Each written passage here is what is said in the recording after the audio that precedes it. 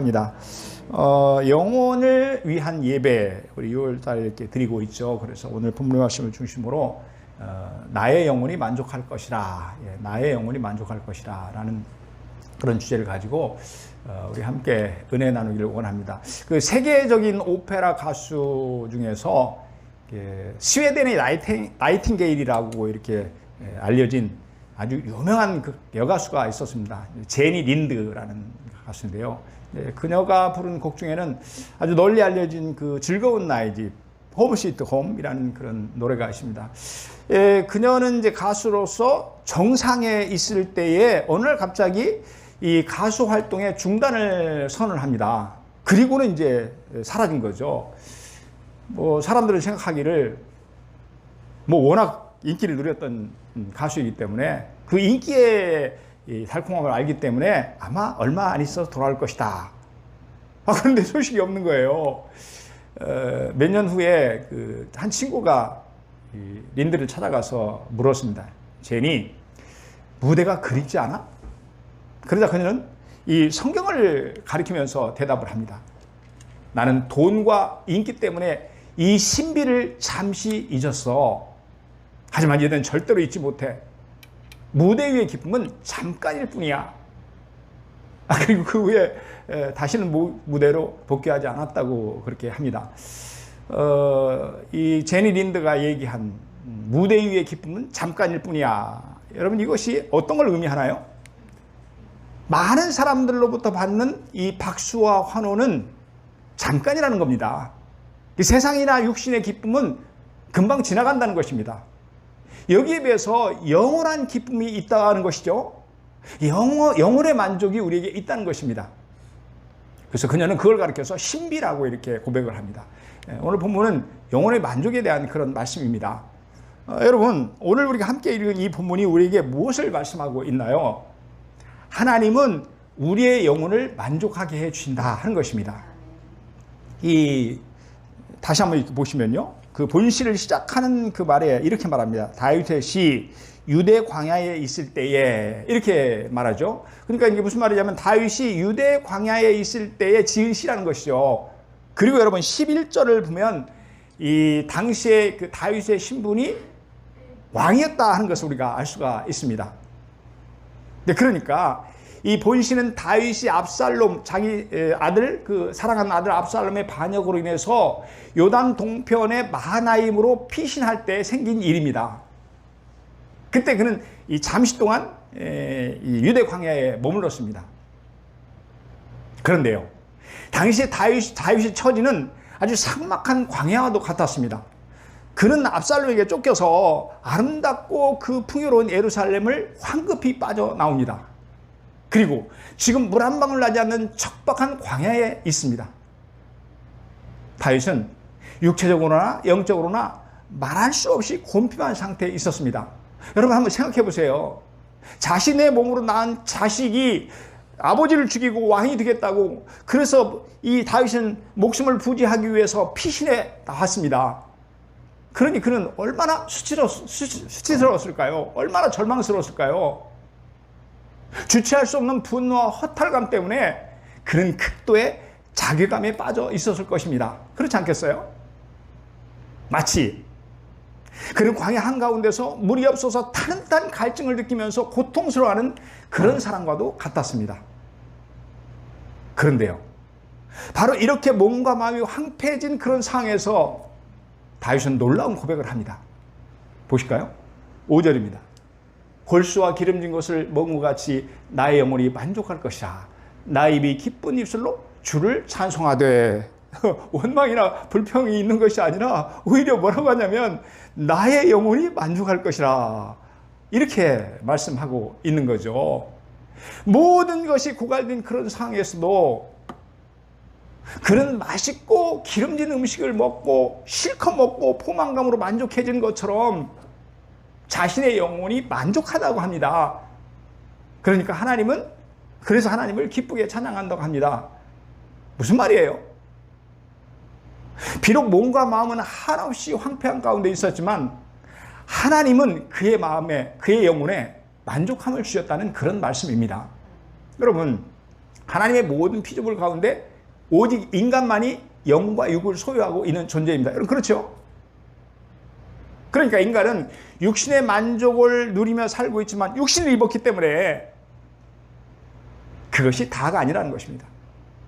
비록 몸과 마음의 만족함이 있다고 할지라도 영혼의 만족이 없으면 행복하지 못하다는 것입니다. 하지만 반대로 다윗과 같이 몸과 마음이 만족함을 얻지 못한다 할지라도 영혼의 만족함이 있으면 행복합니다. 그러니까 인간의 참 만족과 진정한 행복이 어디에서 오냐 그러면 육에서 오는 것이 아니라 영에 있다고 지금 다윗은 우리에게 고백하고 있는 거예요. 그렇다면 여러분, 우리의 영혼은 무엇으로 만족을 얻습니까? 다윗이 무엇 때문에 이렇게 만족하다고 고백할 수 있는 것입니까? 그것은 영혼의 주인이신 하나님의 은혜입니다. 하나님께서 우리에게 은혜를 주시면 그 은혜가 어떤 상황 가운데서도 우리의 영혼을 만족하게 해 주는 것입니다. 그래서요, 미국 기독교 복음주의 목사이고 그런가 하면 달라스 신학교의 총장이었던 찰스 스윈들은 이렇게 말하십니다. 육적인 것은 그 무엇도 영혼을 감동시키지 못합니다. 외적인 것은 그 무엇도 우리의 깊은 내면의 필요를 만족시키지 못합니다. 역시 영혼에 대해서 얘기하는 거죠. 이것을 기억하십시오. 영혼은 하나님께 속한 것입니다. 그러므로 오직 그분만이, 하나님만이 우리의 영혼을 만족시킬 수 있습니다. 그렇습니다. 우리의 영혼은 하나님의 것입니다. 그래서 오직 하나님만이 우리 영혼을 만족하게 해주실 줄로 믿습니다. 여호와가 너를 항상 인도하여 메마른 곳에서도 내 영혼을 만족하게 하며 내 뼈를 견고하게 하리니. 우리 같이 읽습니다. 시작.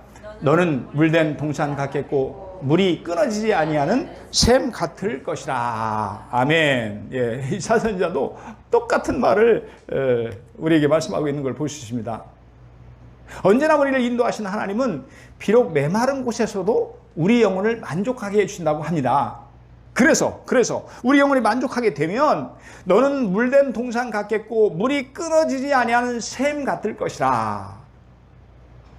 그래서 우리는 물이 넉넉한 동산같이 풍요로운 삶을 산다고 하는 것입니다. 우리의 영혼이 만족함을 얻으면 끊임없이 솟아나는 샘물을 마시는 것처럼 우리는 만족한 삶을 살게 된다는 말씀입니다. 이스라엘 한 젊은이가 인생을 성실하게 보람있게 값지게 보내고 싶다는 그런 생각이 들어서 결심 노트를 작성을 합니다. 그리고 노트만 쓰는 것이 아니라 직접 실행에 옮겼습니다. 먼저 이 건강한 삶을 위해서 그는 꾸준히 운동을 했습니다. 그런가 하면 사랑받는 삶을 위해서 주변 사람들을 먼저 배려합니다. 풍족한 삶을 살기 위해서 그는 누구보다도 열심히 일했고, 또한 명예로운 삶을 살기 위해서 정의롭고 잘못된 행동을 하지 않도록 남다르게 노력을 기울였습니다. 그러니까 주변에 그 청년을 본 사람들은 누구나 다 참 저 청년 대단하다, 아주 정말 최고의 삶을 살고 있다, 이렇게들 다들 칭찬을 합니다.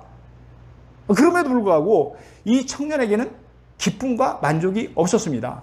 무언가 부족한 듯한 그런 생각이 항상 걱정과 불안이 마음 한구석을 차지하고 있었습니다. 고민을 하다가 이 청년이 아주 그 당시에 이름이 높은 이 랍비를 찾아가서 물었습니다. 선생님, 저는 충실한 삶을 위해서 노력하면서 실천하고 있는데 여전히 뭔가가 부족합니다. 저에게 빠진 것이 무엇입니까? 랍비는 청년의 결심 노트를 보고 말합니다. 훌륭하고 일리가 있는 계획이네. 그런데 자네는 가장 중요한 것을 빠뜨렸어. 그리고 랍비는 청년이 쭉 리스트를 작성한 그 맨 위에다가 한 줄을 더 적었습니다. 그것은 영혼의 만족이었습니다. 영혼의 만족. 여러분 그렇습니다. 우리는 이 땅에서 육신의 만족을 누리며 살고 있지만 참 만족은 영혼에 있습니다. 진정한 행복은 영혼의 만족에서 옵니다. 여러분 오늘 본문에서 다윗은 바로 이것을 우리에게 고백하고 있습니다. 사랑하는 여러분, 우리 영혼은 하나님께 속한 것인 줄로 믿습니다. 그러므로 오직 하나님만이 우리의 영혼에 만족을 주실 줄로 믿습니다. 또한 영혼의 만족이 우리에게 참 만족을 주며 그것이 바로 진정한 행복인 줄로 믿습니다. 아멘, 아멘. 여러분, 그렇다면 하나님은 무엇으로 우리의 영혼에 만족을 주시나 하는 것입니다. 오늘 본문이 그걸 또 말씀하고 있어요. 무엇으로 우리의 영혼을 만족해 주시나? 첫째는요, 주님의 인자하심입니다. 자, 우리 3절 말씀 같이 읽겠습니다. 시작. 주의 인자하심이 생명보다 나음으로 내 입술이 주를 찬양할 것이라. 아멘. 주의 인자하심이 생명보다 나음으로. 다윗은 이런 고백을 합니다. 이 구절에서 인자하심이 원어는 아주 널리 알려진 단어입니다. 원어입니다. 헤세드라는 단어예요. 헤세드. 이 헤세드가 어떤 뜻이냐 그러면 하나님의 은혜, 하나님의 자비, 하나님의 긍휼입니다. 그러니까 자비, 은혜, 긍휼이 인간에게도 있잖아요. 근데 인간의 것을 말하는 게 아니고 하나님의 것을 말해요. 그러니까 쉽게 풀어보면 이 헤세드는 하나님의 사랑입니다. 그러니까 하나님의 사랑이 육신의 생명보다 더 소중하다고 그는 말하고 있는 것입니다. 하나님의 사랑에는 최고의 가치가 있다고 고백합니다. 바로 그 헤세드의 사랑이 다윗의 영혼에 만족을 주었습니다. 하나님은 다윗에게 헤세드의 사랑을 베풀어 주심으로 말미암아 그가 비록 광야와 같은 황폐한 상황에 있었지만 그의 영혼은 만족함을 누렸다고 하는 것입니다. 하나님의 사랑이 우리의 영혼을 만족하게 해준다고 오늘 본문은 우리에게 말씀하고 있습니다. 물론요, 하나님의 사랑 말고도 우리의 사랑, 인간의 사랑도 우리에게 만족함을 줍니다. 그 사랑이 우리를 행복하게 합니다. 하지만 그렇다고 그것이 영혼의 만족을 주지는 못합니다. 그러니까 다윗은 헤세드의 사랑이, 하나님의 사랑이 육신의 생명보다 더 낫다고 그렇게 고백을 하고 있는 것입니다. 언뜻 생각해보면 이해하기가 쉽지 않아요. 우리 육신의 생명 하나밖에 없는 생명입니다. 얼마나 소중한 것입니까? 그럼에도 불구하고 아니라는 거예요. 그것보다도 훨씬 더 소중한 것이 헤세드의 사랑, 하나님의 사랑이라고 다윗은 고백하고 있습니다. 그렇다면 여러분, 왜 헤세드의 사랑이 육신의 생명보다 나은가 하는 것입니다. 먼저 하나님의 사랑은 우리에게 영원한 생명을 주기 때문에 그렇습니다. 사도 요한이 고백하죠. 요한복음 3장 16절에서 하나님이 세상을 이처럼 사랑하사 독생자를 주셨으니 이는 그를 믿는 자마다 멸망하지 않고 영생을 얻게 하려 하심이라. 그렇습니다. 하나님의 사랑은 인생들로 하여금 영원한 생명을 얻게 합니다. 헤세드의 사랑은 우리에게 영생을 줍니다. 여러분, 거기에 비해서 헤세드의 사랑에 비해서 육체의 생명은 어떤가 하는 것입니다. 육체의 생명은 잠시뿐입니다. 길어야 100년도 되지 못합니다. 더욱이 육체의 생명은 이 세상에 사는 날 동안에 여러분 우리에게 행복만 가져다 주는 게 아니에요. 그렇지 못할 때가 많이 있습니다. 하지만 하나님의 사랑은 우리에게 영원한 생명은 말할 것도 없고 영원한 복락까지 우리에게 가져다 줍니다. 그러므로 하나님의 사랑이 육체의 생명보다 우월하다는 것은 너무나 당연한 것입니다. 또한 하나님의 사랑이 육체의 사랑보다 더 나은 이유가 뭘까요? 하나님의 사랑은 결코 우리를 배신하지 않기 때문에 그렇습니다. 여러분, 겉보기에는 우리가 아무리 그 건강한 육체를 가진 사람이라도 어느 날 갑자기 그 건강과 생명이 어떻게 나빠질지 아무도 모릅니다. 여러분, 그렇지 않습니까? 갑자기 심장마비가 올 수도 있고 갑자기 암이 발생해서 우리를 괴롭힐 수도 있습니다. 그래서 야고보 기자는 뭐라고 고백하냐면 내일 일을 너희가 알지 못한도다. 너희 생명이 무엇이냐? 너희는 잠깐 보이다가 없어지는 안개니라. 이렇게 말씀했던 것입니다. 하지만 하나님의 사랑은 한결같습니다. 하나님은 결코 우리를 배신하는 법이 없습니다. 하나님은 우리를 사랑하시되 끝까지 사랑하십니다. 죄인인 우리의 인생은 연약해서 죄를 범하면서 살아가고 있지만 그럼에도 불구하고 우리에게는 영생의 소망이 있습니다. 왜냐하면 하나님이 우리를 사랑하셔서 영생을 주시기로 우리에게 약속하셨기 때문에 그렇습니다. 그러므로 우리에게 영생이 주어지는 것은 불변의 진리인 줄 믿습니다. 여러분, 아멘입니까? 그러므로 하나님의 사랑은 생명보다 낫다고 하는 것입니다. 여러분, 음식을 먹는 것을 우리 한번 좀 잠깐 생각해 보자고요. 음식을 먹는 것은 사람들에게 있어서 하나의 큰 기쁨입니다. 저는 가끔 가다가 하나님께서 우리에게 수많은 은혜를 주셨는데 만약에 먹는 기쁨을 주지 않으셨으면 어쩌을까 그런 얘기를 해요. 생각해 보세요. 하루에 3끼, 또 뭐 간식, 또 외식, 참 먹는 즐거움이 얼마나 큰지 몰라요. 그것이 하나님께서 우리에게 주신 은혜입니다. 큰 기쁨이에요. 특히 맛있는 음식을 먹을 때의 기쁨은 배가 듭니다. 그렇죠? 그래서 여러분 미식가들은요 많은 시간과 경비를 들어서라도 소문난 맛집에 찾아갑니다. 그리고 정말 맛있는 음식을 마음껏 포식하면서 만족해합니다. 흡족해하는 거죠. 이처럼 만족을 준다는 점에서 하나님의 사랑은 음식에 비유할 수가 있습니다. 여러분 그런데요 잘 우리가 생각해보면 음식은 우리 육체에 만족을 주지만 하나님의 사랑은 영혼의 만족을 줍니다. 또한 음식으로 인한 육체의 만족은 일시적이지만 잠깐뿐이지만 하나님의 사랑으로 인한 영혼의 만족은 영원합니다. 이렇듯 하나님의 사랑을 체험한 사람은 그 영혼의 풍성해짐으로 말미암아 참 행복과 참 만족과 진정한 행복을 누리게 되는 것입니다. 여러분 다윗이 바로 그랬어요. 번시를 지을 때에 이 다윗은 육신적으로 한없이 곤핍한 가운데 있었습니다. 뭐 하나 그를 만족시킬 만한 것이 아무것도 없었어요. 도망자 신세인 그가 광야에서 여러분 무슨 이 산의 진미를 먹을 수가 있겠어요. 그 어떤 것도 충족되지 않는 그런 상황입니다. 그럼에도 불구하고 다윗은 바로 그 광야에서 하나님의 인자하심을 체험할 수가 있었습니다. 그래서 그러므로 다윗은 하나님의 인자하심에 대한 체험이 맛있는 산의 진미를 먹고 만족해하는 것과는 비교조차 할 수 없이 큰 영혼의 만족이라고 그렇게 고백하고 있습니다. 여러분 아멘입니까? 사랑하는 여러분, 하나님의 사랑으로 행복해지시기를 바랍니다. 옛날에 어떤 왕이 왕위에 오르면서 이 왕궁의 이 꼭대기 탑 꼭대기에서 은으로 만든 아주 예쁘게 은으로 만든 은종을 이렇게 설치를 했습니다. 이유가 뭐냐 그러면 자기가 스스로 행복하다고 이렇게 느낄 때에 남의 손을 빌리지 않고 자기가 종을 이렇게 칭으로 말미암아서 백성들이 그 사실을 알리고 싶었습니다. 그런데 하지만 이 해가 바뀌어도 이 아름다운 종소리는 단 한 번도 울리지 않았습니다. 왕이 행복을 느끼지 못했기 때문에 그렇습니다. 어느덧 왕이 늙고 병이 들어서 세상을 하직할 시간이 다가왔습니다.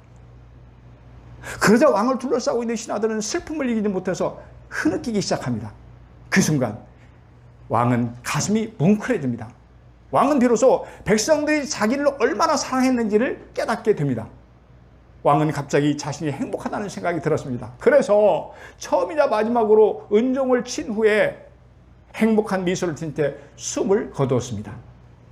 사랑하는 여러분, 만약에 왕이 진작 백성들의 사랑을 깨달았다면 어땠을까요? 그는 시종일관 행복한 삶을 누렸을 것입니다. 또한 백성들도 날마다 아름다운 종소리를 들으면서 행복했을 것입니다. 마찬가지로 하나님은 우리를 참으로 사랑하십니다. 여러분 아멘입니까? 그리고 그 사랑을 깨닫고 우리가 받아들일 때 그 헤세드의 사랑으로 내 가슴을 채울 때 우리는 행복하게 될 줄로 믿습니다. 그렇습니다. 하나님의 사랑은 육신의 생명보다 더 나은 줄로 믿습니다. 오직 하나님의 사랑만이 우리의 영혼에 만족을 줄 줄로 믿습니다. 그래서 헤세드의 사랑을 마음껏 누리면서 행복하게 사시길 주님의 이름으로 축복합니다. 하나님은 무엇으로 우리 영혼을 만족하게 해주시나? 첫째는 하나님의 인자심 헤세드의 사랑이요. 그리고 또 하나는요, 오늘 7절에 보니까 주의 도우심입니다. 7절 다시 한번 보실까요? 주는 나의 도움이 되셨습니다. 내가 주의 날개 그늘에서 즐겁게 부르리이다. 다윗의 고백입니다. 주는 나의 도움이 되셨습니다. 그렇게 고백하고 있죠. 그러니까 다윗의 영혼이 만족하게 된 이유는 주는 나의 도움이 되셨습니다. 하나님께서 그에게 도움이 되셨기 때문이라고 합니다. 하나님의 도우심으로 하나님의 도우심이 다윗의 영혼을 만족하게 해주셨다는 말씀입니다. 내 영혼아, 내가 어찌하여 낙심하며 어찌하여 내 속에서 불안해하는가? 너는 하나님께 소망을 두라. 우리 같이 읽습니다. 시작. 그가 나타나 도우심으로 말미암아 내가 여전히 찬송하리로다. 아멘. 아멘. 시인은 자신의 영혼에 간절히 소망을 합니다. 뭘 소망했어요? 낙심하지 마라. 불안해할 필요가 없다는 것입니다. 왜냐하면 그가 나타나 도우심으로 말미암아, 하나님이 오셔서 도우심으로 말미암아 내가 여전히 찬송하리로다. 하나님이 도우시기 때문이라는 거예요.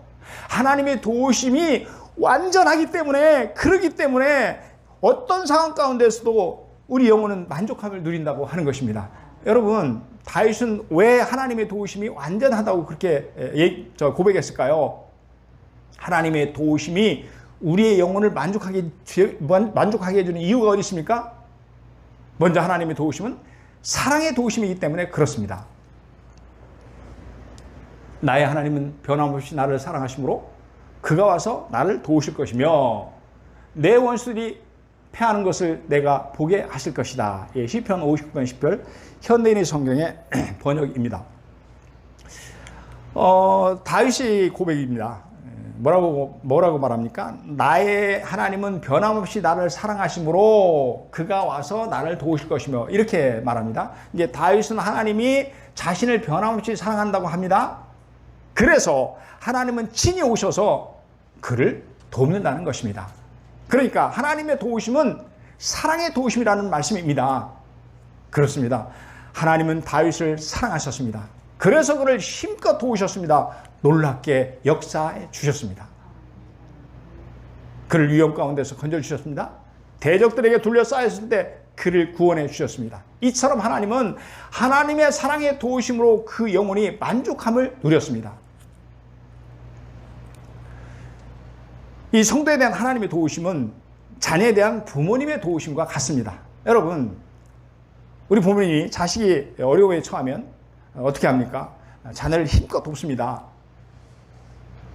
정성을 다해 돕습니다. 최선을 다해 돕습니다. 왜냐하면 부모님은 자녀를 사랑하기 때문에 그렇습니다. 마찬가지로 하나님은 우리를 사랑하시기 때문에 그분의 도우심은 우리의 영혼을 만족하게 해주신다고 하는 것입니다. 다윗은 여러분 왜 하나님의 도우심이 완전하다고 그렇게 말씀하나요? 먼저는 사랑의 도우심이고, 그리고 그다음에는 하나님의 도우심이 우리의 영혼에 만족을 주는 이유는 그 도우심이, 하나님의 도우심이 완벽하기 때문에 그렇습니다. 여러분, 우리가 한번 생각해 보면요, 부모님이 자녀의 어려움을 사랑으로 돌본다 해도 한계가 있습니다. 먼저 능력의 한계가 있습니다. 그러니까 더 도와주고 싶지만 안타깝게도 그러지 못할 때가 있다는 거예요. 때로는 자녀의 형편과 사정을 다 알지 못합니다. 그래서 도와준다고 실컷 도와줬는데, 최선을 다해 열심히 도와줬는데 결과적으로 손해를 볼 때도 있습니다. 하지만 여러분, 우리 하나님은 전능하신 분이십니다. 무엇이든지 다 하실 수 있습니다. 능력이 한이 없으십니다. 아무리 어려운 문제도 쉽게 풀어주십니다. 어려워서 돕지 못하는 것이 아무것도 없습니다. 그리고 하나님은 전지하신 분이십니다. 모든 것을 다 아시는 분이세요. 우리의 모든 형편과 처지를 다 아십니다. 우리의 과거를 속속들이 알고 계십니다. 우리의 현재를 현미경으로 들여다보듯이 밝히 보십니다. 우리의 미래를 망원경을 들여다보듯이 훤하게 보십니다. 뿐만 아니라 하나님은 실수가 없으신 분이십니다. 여러분 아멘입니까? 그러니까 하나님의 도우심은 우리 영혼을 만족하게 해주신다고 하는 것입니다. 사랑하는 여러분, 하나님은 우리를 사랑으로 돌봐주실 줄로 믿습니다. 하나님은 우리를 완전하게 도와주실 줄로 믿습니다. 그러므로 우리의 영혼에 그러므로 우리는 영혼의 만족함을 누리면서 살게 될 줄로 믿습니다. 아멘. 여러분, 우리 영혼의 만족을 주신 하나님 앞에서 우리는 어떻게 살아야 할까요? 본문 1절에 보니까 하나님을 갈급함으로 사모하라고 말씀합니다. 같이 읽습니다. 시작. 하나님이여, 주는 나의 하나님이시라. 내가 간절히 주를 찾되 물이 없어 마르고 황폐한 땅에서 내 영혼이 주를 갈망하며 내 육체가 주를 앙모하나이다. 아멘. 다윗이 고백한 게 뭐예요? 하나님을 간절히 찾았더니, 그랬더니 하나님께서 그의 영혼에 만족함을 주셨다. 그런데 그 다윗이 이렇게 고백합니다. 하나님이여, 주는 나의 하나님이시라. 말씀드린 대로 다윗은 광야와도 같이 황폐한 심령을 가지고 하나님을 찾고 있습니다. 그런데 다윗은 하나님을 나의 하나님이시라고 그렇게 고백하고 있는 것입니다. 여러분 무슨 뜻이에요? 나의 하나님. 그동안 다윗과 친근한 관계에 있는 하나님이라는 뜻입니다. 그와 함께 하셨던 하나님이라는 그런 의미입니다. 여러분, 양을 치던 초란 때 다윗과 함께 하셨던 하나님이십니다. 하나없이 부족한 자신을 귀하게 여기셔서 이스라엘 왕으로 삼아주셨던 하나님이십니다. 수많은 대적들이 그를 진치고 둘러쌌지만 눈동자처럼 지키시고 보호하셨던 하나님이십니다. 수많은 세월 동안 그를 죽이려고 쫓아다녔던 사울왕의 소나기에서 그를 벗어나게 해주셨던 하나님이십니다. 그것뿐이 아닙니다. 자신과 후손에게 영원한 왕권을 약속하신 은혜롭고 자비로우시며 언약에 신실하신 하나님이십니다. 다윗은 바로 그 하나님이 나의 하나님이라고 고백하고 있습니다. 사랑하는 여러분, 이 크고 놀라우신 하나님이 다윗의 하나님이실 뿐만 아니라 우리의 하나님이신 줄로 믿습니다. 그토록 자비롭고 신실하신 하나님이 나의 하나님이신 줄로 믿습니다. 바로 그 하나님이 저와 여러분을 죄악 가운데 구원해 주신 줄로 믿습니다. 다윗은 또 고백합니다. 내가 간절히 주를 찾되 물이 없어 마르고 황폐한 땅에서 내 영혼이 주를 갈망하며 내 육체가 주를 앙모하나이다. 내가 간절히 주를 찾되 어떻게 찾나가 했어요? 물이 없어 마르고 황폐한 땅에서 내 영혼이 주를 갈망하며 내 육체가 주를 앙모하나이다. 그가 자신의 하나님을 간절히 찾았다고 합니다. 얼마나 간절했다고 그런 말 하나요? 물이 없어 마르고 황폐한 광야에서 그 영혼이 하나님을 간절히 갈망했습니다. 그는 애타게 하나님만 찾았습니다. 그러므로 다윗의 영혼은 오직 하나님을 갈급함으로 사모했다고 고백하고 있습니다. 마치 목마른 사슴이 시냇물을 찾듯이 그의 영혼은 오직 하나님만을 찾았다는 말씀입니다. 여러분 아멘입니까?